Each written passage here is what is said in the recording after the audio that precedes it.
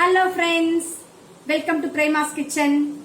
இன்னைக்கு நம்ம பிரேமாஸ் கிச்சன்ல என்ன பார்க்க போறோம் அப்படின்னா, நம்ம சப்ஸ்கிரைபர் ஒருத்தங்க என்ன கேட்டிருந்தாங்க அப்படின்னா, இந்த சோர் த்ரோட் கோல்ட்லாம் வந்தா என்ன பண்ணலாம், எந்த மாதிரி சாப்பிடலாம் அப்படின்னு கேட்டிருந்தாங்க. ஒரு வீடியோ போட சொன்னாங்க. ஸோ அவங்களுக்காக இந்த வீடியோ நாங்க போட போறோம். இந்த வீடியோக்குள்ள போறதுக்கு முன்னாடி நம்ம சேனலை ஃபர்ஸ்ட் டைம் பாக்குறவங்க சப்ஸ்கிரைப் பண்ணிக்கங்க, பெல் பட்டனை லைக் பட்டனை மறக்காம அமுத்திக்கங்க. இப்போ வாங்க நம்ம கோல்டு காஃப்லாம் வந்துன்னா, சோர் த்ரோட் வந்து இருந்துச்சு அப்படின்னா, இந்த டைம்ல இந்த COVID-19 டைம்ல என்னென்ன ட்ரிங்க்ஸ் குடிக்கலாம், என்ன மாதிரி பண்ணலாங்கிறத பார்க்கலாம். இப்ப பாருங்க ஃப்ரெண்ட்ஸ், நீங்க நான் கிச்சன்ல எதுவும் செய்ய போறது இல்ல. அதுக்கு பதிலா எப்படி செய்யறதுன்னு சொல்றேன். அதை நீங்க ஃபாலோ பண்ணி நீங்க வந்து வீட்டுல ட்ரை பண்ணி பாருங்க. ஃபர்ஸ்ட் வந்து இஞ்சி டீ. அதாவது நம்ம ஒரு டம்ளர் தண்ணியில இந்த மாதிரி ஒரு துண்டு இஞ்சி இவ்வளவு பேர் இதுல ஹாஃப் துண்டு எடுத்துட்டு நீங்க தோலை சீவிட்டு நல்லா தட்டி அந்த ஒரு டம்ளர் கொதிக்கிற தண்ணியில இஞ்சியை போட்டுக்கலாம். நீங்க வெறும் இஞ்சி தண்ணி குடிக்கலாம். இல்லைன்னா அது கூட ஒரு 1/4 டீஸ்பூன் நீங்க டீ தூள் போட்டுக்கலாம். டீ தூள் போட்டுட்டு அதை நல்லா ஸ்டெயின் பண்ணி அது கூட ஹனி கலந்து, ஒரு ஸ்பூன் ஹனி கலந்து குடிச்சீங்கன்னா நல்லா இந்த கோல்டுக்கும் நல்லா இருக்கும். உங்களுக்கு அந்த இஞ்சியோட காரமும் இந்த தேனோட சூதிங்கும் உங்களுக்கு தொண்டைக்கு காஃப் வராம தடுக்கும், சோர் த்ரோட் இல்லாம தடுக்கும். அதே மாதிரி அடுத்து என்ன பண்ணலாம் அப்படின்னா, லெமன் டீ. ஃபர்ஸ்ட் இஞ்சி டீ சொன்னேன், அடுத்தது லெமன் டீ, எலுமிச்சை டீ. இந்த எலுமிச்சை டீ என்ன பண்ணலாம் அப்படின்னா, நீங்க இந்த ஹாஃப் லெமன் எடுத்துக்கலாம். நீங்க ஒரு டம்ளர் கொதிக்கிற தண்ணியில நீங்க ஒரு 1/4 டீஸ்பூன் அதே மாதிரி டீ தூள் போட்டுட்டு அதை வடிகட்டி அது கூட ஒரு ஹாஃப் லெமனை பிழிஞ்சு விட்டுட்டு நீங்க தேன் கலந்து குடிக்கலாம். இந்த லெமனோட ஆக்டிவிட்டி என்னன்னு பாத்தீங்கன்னா, அது நம்ம உடம்புல இருக்கிற எக்ஸ்ட்ரா ஃபேட்னஸ் வந்து கரைச்சிரும். அதே மாதிரி நமக்கு சோர் த்ரோட் இருந்துச்சுன்னா அது உங்களுக்கு சோர் த்ரோட் இல்லாம பண்ணிடும்.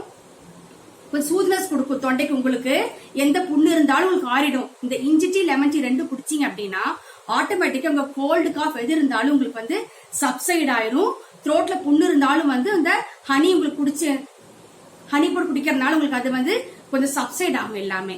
அடுத்து என்ன பண்ணலாம் அப்படின்னா, சாப்பாடுல என்ன சேர்த்து சாப்பிடலாம் அப்படின்னா, நீங்க பெப்பர் ரசம், மிளகு ரசம், நம்ம எப்போ வைக்கிற ரசத்தோட கொஞ்சம் பெப்பரும் கார்லிக்கும் அதிகம் போட்டு நம்ம நல்லா அரைச்சு வச்சோம் அப்படின்னா அது கூட தொண்டைக்கு நல்ல இதமா இருக்கும்.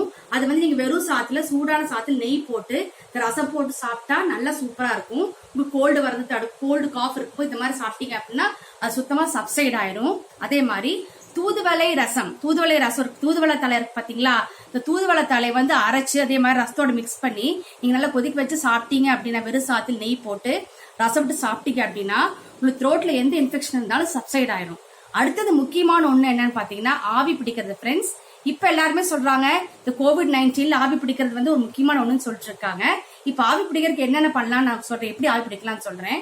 ஏன்னா நம்ம வீட்டுல என்ன பாத்தீங்கன்னா, ஸ்டீமர், எல்லா வீட்லயும் ஸ்டீமர் இருக்காது இல்லைங்களா. அப்ப என்ன பண்ணலாம் அப்படின்னா, நம்ம பழைய காலத்துல பாட்டி என்ன பண்ணுவாங்கன்னா, எங்க பாட்டிலாம் ஒரு அகண்ட பாத்திரத்துல நல்லா தண்ணி ஊத்தி அதை அடுப்புல கொதிக்க வச்சு க்ளோஸ் பண்ணி கொதிக்க வச்சிருவாங்க.